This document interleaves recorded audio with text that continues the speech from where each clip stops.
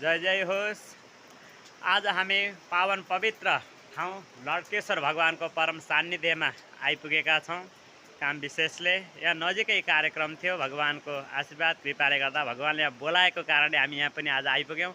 अत्यन्त दिव्य ठाउँ, पावन पवित्र ठाउँ रहेको छ भगवान लड्केश्वर महादेव, जहाँ चाहिँ भगवानलाई यसरी हेलाएर माथिबाट अनवरत रूपमा हजारौँ सहस्र धाराले भगवानको प्रकृतिले नै अभिषेक गरेको यस्तो पावन पवित्र ठाउँ रहेको छ। यो अत्यन्त पवित्र ठाउँ, जसको ठिक सान्निध्यमा विशाल नदी बग्नु भएको छ। यहाँ एकदमै सरल तरिकाले आनन्दित रूपमा भगवान लड्केश्वर भगवान यहाँ विराजमान हुनुहुन्छ। यहाँ अनवरत रूपमा यसरी धाराहरूले जलधारा गरिरहेका छन् भगवानले। यस्तो पावन पवित्र ठाउँ रहेको छ यो, जहाँ चाहिँ भगवान गुफामा विराजमान हुनुहुन्छ।